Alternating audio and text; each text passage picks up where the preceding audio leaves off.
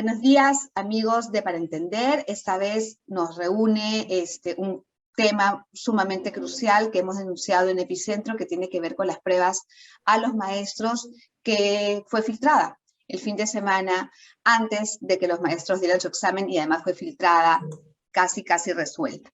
Esto ha determinado una crisis en el asunto. El Minedo ha dicho que no va a anular esta prueba, pero sin embargo muchos maestros sí se ven afectados, maestros que sí se prepararon con anticipación y a conciencia. Estamos con Rosa Alegría. Ella fue asesora de una dirección muy importante, la dirección que se encarga de la evaluación docente, durante muchos años, en la época del ministro Saavedra sobre todo, y ella tiene mucha experiencia porque trabajó los protocolos de estas pruebas y nos puede decir cómo se hacen, con qué criterios y qué podría haber pasado, qué no se hizo en todo caso para que las cosas hayan salido como han salido hasta ahora. Así que le damos la bienvenida a Rosa Alegría. Hola, ¿cómo estás, Rosa? Muy bien, muchas gracias, Gabriela. Nada, aquí en Epicentro preocupados por la educación, preocupados por la reforma que se está cayendo, que se deforma cada vez más. Quisiera preguntarte, ¿cómo es el criterio de cada examen que se hace a los docentes? ¿Con cuánto tiempo de anticipación se prepara? ¿Y cuál es un poco el marco en el que se maneja, el marco técnico? Bien, a ver, Gabriela, primero quisiera preparar o comentar que todo lo que voy a hablar o explicar es en el marco de lo ocurrido durante las evaluaciones de 2014 al 2019. Yo espero que esos mismos mecanismos de seguridad se sigan aplicando ahora, pero no podría hablar respecto de lo que ocurre ahora en las evaluaciones. Entonces, con mucho gusto puedo explicarles el gran esfuerzo que se hizo para iniciarse las evaluaciones en el marco de la implementación de la ley de la reforma magisterial. Lo primero que se hizo fue evaluar todas las vulnerabilidades que podía tener la prueba a efectos de establecer los mecanismos de seguridad que garanticen su confidencialidad y se puedan aplicar pruebas confiables, transparentes y equitativas para todos los postulantes que participen en él.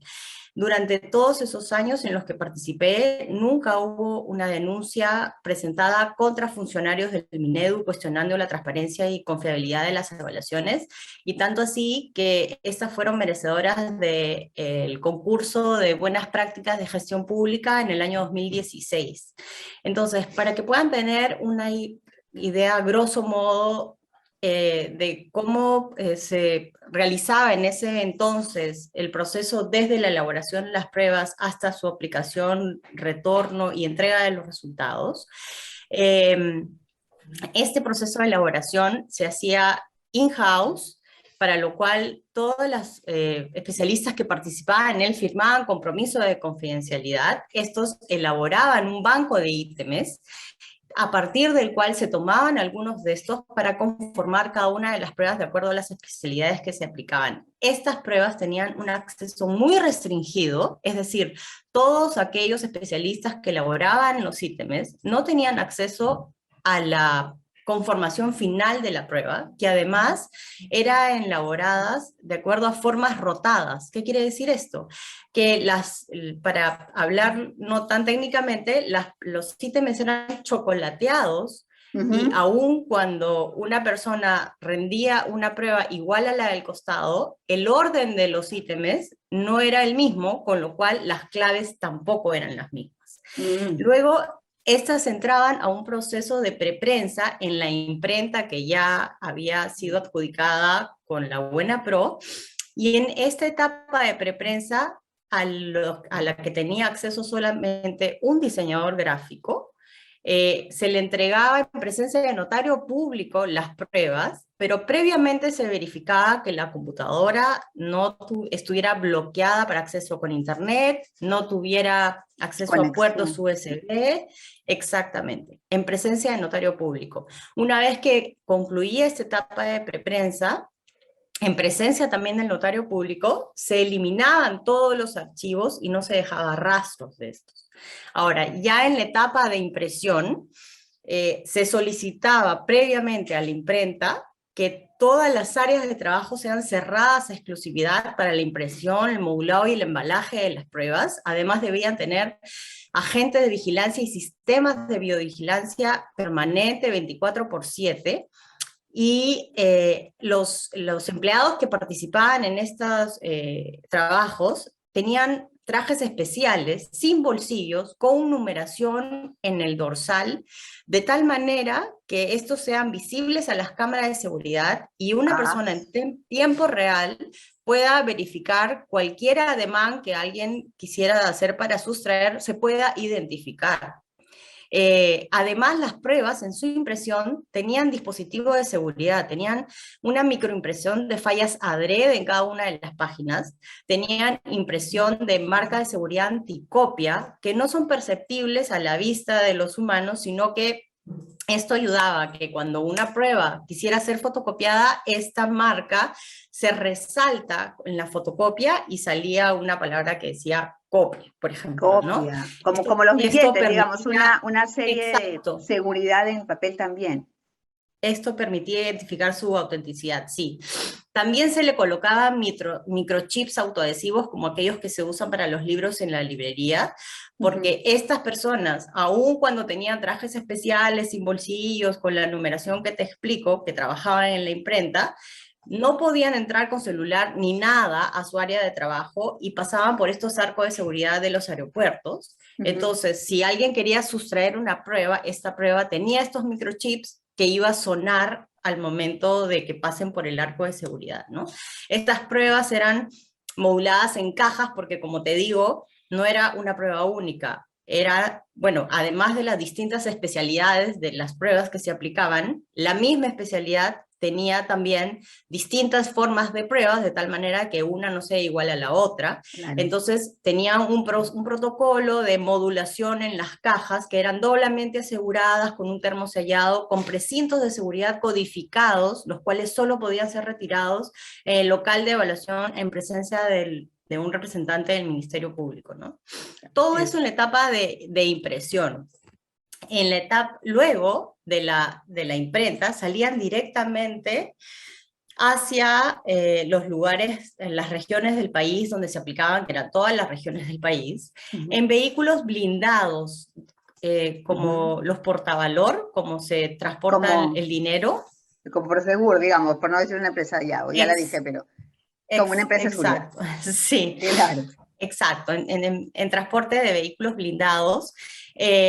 Y estos, además, eran monitoreados en tiempo real con GPS, es decir, desde la sede central del Ministerio de Educación, desde el día en que salía la prueba de la imprenta, nosotros veíamos, monitoreábamos en tiempo real la ruta de estos portavalores, y en aquellas zonas más alejadas, en donde debían salir con 2 días de anticipación, estas pruebas se almacenaban en bóvedas de extrema de seguridad, como si fuera dinero,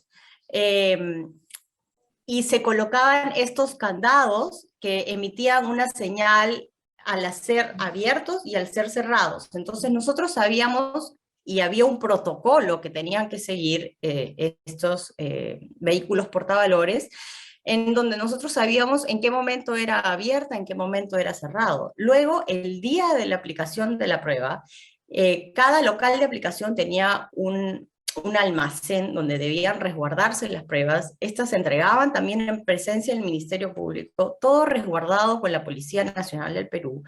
Y este almacén también era cerrado con el candado electrónico, y este solo podía abrirse en todos los locales, que eran alrededor de 200 a nivel nacional, con a la misma hora, y nosotros lo podíamos monitorear a través de la señal que emitían estos candados con GPS.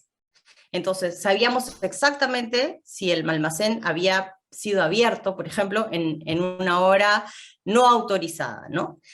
Adicionalmente a eso, ya en los locales de aplicación de las pruebas, al momento en que ingresaban los postulantes a los locales, estos eran verificadas su identidad con el uso de lectores láser a través de su DNI, con tablets, en tiempo real, desde la sede central del Ministerio de Educación en Lima.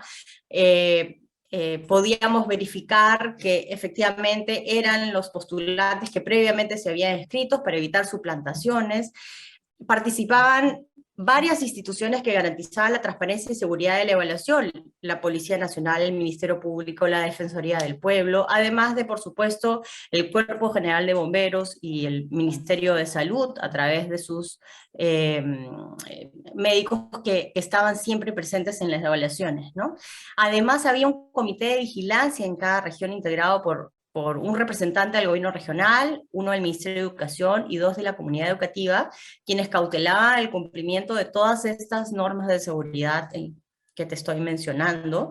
Además, el INEI, a través de este convenio que firmaba con el Ministerio Siempre de Educación. Siempre estaba el INEI, digamos, el INEI es habitualmente parte de este contrato, por su experiencia en estadística, digamos.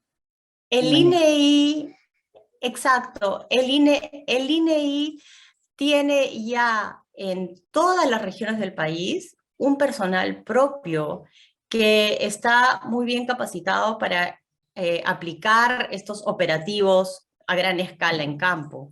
Entonces se utiliza ya su capacidad instalada, que ya la tiene, para este tipo de evaluaciones. Entonces, entre la red administrativa que participaba en las evaluaciones, siempre había un coordinador de seguridad en cada región, responsable de la implementación de todos estos protocolos que además estaban escritos en manuales paso a paso para que toda la red administrativa los pueda aplicar de manera estandarizada, y eso hacía que la prueba se aplique con equidad para todos los postulantes. Es decir, todos los postulantes a las pruebas estaban expuestos exactamente a las mismas circunstancias y todos las rendían con las mismas características de evaluación a la vez, ¿no? Sí. Y todos los locales estaban además resguardados por la policía, ¿no? Claro, o sea, es una seguridad extrema. Y yo me pregunto, este protocolo que fue aplicado cuando estuviste ahí, ¿es algo que está ya escrito en piedra, digamos, en el ministerio, o cada ministro puede cambiar el protocolo de los exámenes de seguridad? Bueno, nada está escrito en piedra. En realidad, ese protocolo fueron mejorándose evaluación a evaluación. Existen manuales de aplicación de toda la red administrativa, porque es una red administrativa muy amplia. Hay coordinadores de sede, coordinadores de local, los aplicadores para cada aula, coordinadores de seguridad, como te menciono. Cada nivel de la red administrativa tenía su propio manual de aplicación, de tal manera que todo esté protocolizado y todo se aplique de manera estandarizada, para que todos rindan la prueba bajo las mismas circunstancias. Entonces, yo entendería que esos manuales de aplicación se han mantenido con los mismos protocolos de seguridad que eran los que han evidenciado que podían asegurar la confidencialidad de las pruebas que se aplicaban, ¿no? Claro, porque lo que se ha visto, o sea, a mí me sorprendió, Rosa, en esta última prueba que lo primero que se ha dicho es siempre se ha filtrado. La primera respuesta que hemos visto a nivel redes y tales, pero ¿cuál es el problema si siempre se ha filtrado? ¿No? Una intención como de realmente hacer que esta filtración con exámenes resueltos además haya sido casi fruto de lo que siempre pasa, casi fruto de una casualidad, y no nos parece que sea así. En todo caso, ¿qué podría, es decir, qué sale más a cuenta, por así decirlo? ¿Anular esta prueba y volverla a hacer? ¿Cuánto cuesta más o menos implementar una prueba de esta categoría a todo nivel? Estamos viendo que a nivel de seguridad debe ser un protocolo costoso para el Estado, justificadísimo además, pero ¿qué significaría volverla a hacer? ¿Volver a pagar todo esto? ¿Qué sale más a cuenta, como te digo? ¿Dejarlo como están o volverla a hacer? Una opinión técnica, digamos. A ver, la verdad no conozco cuáles son los costos ahora de las evaluaciones, y habría que partir de la premisa que realmente se filtró la evaluación qué pruebas se filtró, porque son muchas, son distintas pruebas las que se aplican. No sé si siguen haciendo formas rotadas, como te acabo de explicar. En todo caso, si las siguen haciendo con formas rotadas, se podría haber filtrado una de esas pruebas, con lo cual no daña todos los ítems de todas las evaluaciones, ¿no? Entonces Ajá, es algo que tendrían que evaluar, porque si se filtró una sola prueba, entonces no claro, no tendría valdría la por pena. qué perjudicar a las demás especialidades que se rindieron y que no se filtraron, ¿no? Entonces es Claro, algo que tiene que evaluar el evaluar. costo-beneficio. Ahora bien, como tú señalas, he escuchado que han mencionado que siempre se filtró la prueba. Es verdad cuando dice siempre se entregaron supuestas claves de las evaluaciones. Todas esas claves que ciertamente han vendido a manera de estafa a todos los pobres profesores, que además les fueron incautadas en todas las evaluaciones y denunciadas a través del Ministerio Público, que estaba presente en los locales, y a esos profesores que se les incautó esas supuestas claves, se les anuló la prueba. Esas claves, en todos los casos, fueron verificadas con las claves reales de las pruebas Las pruebas. aplicadas, y en ningún caso fueron ciertas. Es decir, en el 100% de los casos que se incautó las claves, estos profesores a quienes les vendieron las claves fueron estafados. Y en una oportunidad, además de las claves, filtraron una supuesta prueba, pero esa prueba, gracias a estos mecanismos de seguridad que te indico que permitían verificar la autenticidad de las pruebas, evidenciaron que no se trataba de una de las pruebas que se estaba aplicando en ese momento, sino también era una estafa. ¿Por qué? Porque no tenía estas fallas adrede, porque no tenía esta marca que resalta cuando sacas una fotocopia, en fin, no tenían No había los manera, era inviolable. códigos. Era una prueba Exacto, no inviolable, o sea, tenía como los tú me la códigos de describes. seguridad, no tenía estos stickers que se detectan, que se colocan en los libros también, como te menciono. Entonces, era muy fácil evidenciar que no se trataba de una de las pruebas que se estaban aplicando, ¿no? Claro, porque según me describes es una prueba realmente inviolable. Ahora, tiene mucha lógica que si es una de las pruebas de tantas aplicadas a los maestros, pues no valdría la pena pues anularla porque es un proceso bastante costoso. Sin embargo, sí, y eso es ya una pregunta que tiene que ver más con tu percepción por el tema de la meritocracia. ¿Qué tan importante es que un maestro sepa que el examen que está rindiendo es un examen sin ventaja para nadie, ¿no? ¿Qué sensación puede tener un maestro al saber en esta última etapa de selección que esa prueba ha sido resuelta y pasada y no hay manera de saber quién lo hizo bien y quién lo hizo con trampa? ¿Qué pasa a ese nivel con un profesor, con un maestro que se siente engañado? Mira, yo creo que lo robusto de la aplicación de las evaluaciones en ese periodo que te menciono, del 2014 al 2019, con el ministro Saavedra, fue que los profesores, a medida que iban transcurriendo las evaluaciones, que fueron alrededor de 11 evaluaciones, que todas fueron aplicadas de manera con toda esta rigurosidad y prolijidad que te mencionó, fueron que ellos fueron dándose cuenta de la alta confiabilidad, de la transparencia y de la equidad de las condiciones en las que todos ellos iban participaban, ¿no? Entonces, eso generó la confianza en la aplicación de la ley de la reforma magisterial, que la única forma de garantizar buenos docentes era a través de la meritocracia, y si ésta se aplicaba de una manera tan confiable, pues entonces ellos podían tener la certeza que este proceso era equitativo para todos, ¿no?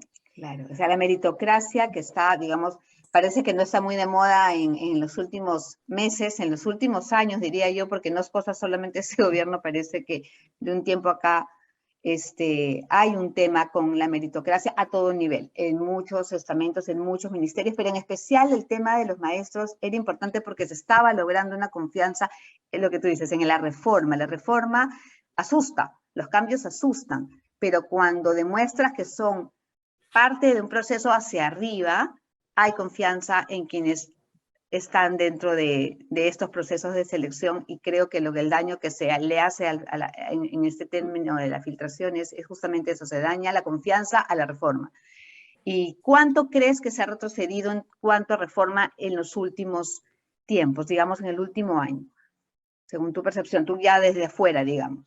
¿Lo que avanzaste sientes que se ha seguido y que va por buen camino?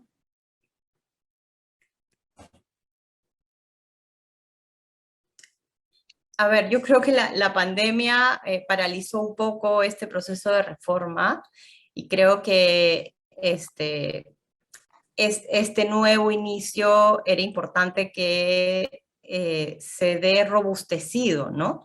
Yo creo que sería importante que el Minedu pueda señalar todos los protocolos de seguridad que se han seguido en esta evaluación, que hayan permitido ofrecer confianza en el magisterio para que ellos tengan la oportunidad de postular a un concurso en iguales condiciones para todos y que sea confiable, ¿no? Entonces creo que el Ministerio de Educación sería importante que pueda visibilizar todos los protocolos de seguridad que se han aplicado para que el magisterio pueda conocer que la prueba la rindieron cuando el ministerio ofrecía toda esta seguridad y confiabilidad, ¿no? Desconozco qué puede haber pasado, seguramente hay muchos intereses particulares o económicos, pero entiendo que todavía el ministerio no ha dado a conocer que realmente la prueba filtrada era la prueba. Yo desconozco eso, que las claves eran las claves correctas. Yo no he escuchado todavía al ministerio decir eso. Tú dijiste una frase que me quedó dando vueltas a la cabeza, que lo cuidaban casi como si fuera dinero, y de alguna manera es dinero porque es dinero invertido en la educación y es dinero invertido en generar mejores maestros. ¿Qué tan importante es esto? Es decir, el tema de la inversión ha estado para mejores maestros, porque finalmente entiendo yo que si bien el maestro es importante, la finalidad en el modelo, la finalidad del ministerio es el estudiante, el centro de todo, ¿no es cierto? Exactamente. Mira, yo venía, antes de ingresar a la Dirección de Evaluación Docente, de una experiencia muy larga en la aplicación de evaluaciones de medición de logros de aprendizaje en la UMC. Seguro debes haber escuchado de las evaluaciones PISA, de la evaluación censal de estudiantes, que te ofrece indicadores para ver, por ejemplo, en el caso de PISA, qué tan preparados están los jóvenes para enfrentar la vida adulta, o en el caso de la evaluación censal de estudiantes, cómo están los niños, si han ya consolidado su lectoescritura en segundo grado para pasar al siguiente grado, ¿no? Entonces, pero las pruebas aun cuando las pruebas de estudiantes ya también cumplen con un protocolo de aplicación estandarizado para que todos los niños rindan las pruebas por igual, bajo las mismas circunstancias, etcétera, porque justamente eso es lo robusto de una evaluación. Claro. Los indicadores que te ofrece una evaluación solo se pueden confiar si es que la prueba fue aplicada de manera estandarizada en todos los lugares donde fue aplicada, ¿no? Claro. Pero cuando empezamos digamos, a hacer un diagnóstico de la evaluación docente y cómo debía esta ser aplicada, adicionalmente a la prolijidad de la estandarización que necesita una evaluación a gran escala, esta prueba tenía un impacto en la vida de las personas, porque además de que el docente se jugaba su nombramiento, se jugaba su ascenso, su incremento en la remuneración o su acceso a algún cargo directivo, los ciudadanos nos jugábamos poder tener un profesor que impacte en la vida de los estudiantes que lo iba a formar. Entonces, ¿cómo no poner todos los esfuerzos para hacer evaluaciones confiables y equitativas si íbamos a generar este impacto luego en la vida de los profesores y en la vida de los estudiantes, ¿no? Entonces, nosotros, el equipo que trabajaba en ese entonces y que además sé que muchos de ellos, gente muy capaz, muy proba, continúa en la dirección de evaluación docente, estábamos muy comprometidos con eso, ¿no? Y por eso es que en realidad trabajamos muchísimo de lunes a domingo para poder alcanzar estos altos estándares de evaluación que además fueron reconocidos también internacionalmente, ¿no? La idea justamente es salvaguardar lo más importante, que es, aunque suene cliché, el futuro del país, que está en la educación. Es la única puerta de salida que yo veo hacia una mejora como ciudadanos, ¿no? Porque finalmente estamos educando ciudadanos, ¿no? ¿Cuál sería tu reflexión final acerca de lo importante que es cuidar ese proceso de los exámenes a maestros? Mira, yo creo que la ley de la reforma magisterial fue un gran logro de la época. Antes recordarás que habían dos leyes que normaban el proceso de ascenso, nombramiento de los maestros. Se logró consolidar una ley. Fue muy difícil legitimarla para los docentes, porque ciertamente todo cambio genera rechazo, es legítimo, los docentes se veían amenazados, no sabían si es que la implementación de esta ley iba a ser confiable, iba a ser equitativa, iba a ser justa, pero en esos años en los que me tocó participar, fuimos muy comprometidos en conseguir una robusta implementación de esta ley de reforma magisterial, que estoy segura permitió que muchos buenos docentes, y me consta porque lo he vivenciado, ingresaran a la carrera, muchos buenos docentes incrementaran su nivel, su rango salarial, muchos buenos docentes accedieran a cargos directivos. Entonces, sí sería importante que eso no se pierda, que no se dé marcha atrás y que se siga robusteciendo la implementación de la ley de la reforma, que es lo único que nos va a garantizar tener buenos docentes y por lo tanto una mejor educación para nuestros chicos, ¿no? Sí, es súper importante, Rosa. Te agradecemos mucho para nuestra sección, para entender, creo que ha quedado claro la importancia, no es algo anecdótico que podamos pasar como quien pasa cualquier noticia, es lo que se está poniendo en juego, es el futuro de la educación y del futuro de los niños, que son el futuro del país. De acuerdo, muchísimas gracias por estar con nosotros. Esta nota llegó gracias a TuCambista. Cambia tus soles y dólares online. Ingresa a tucambista.pe, usa tu cupón Epicentro TV y obtén un mejor tipo de cambio.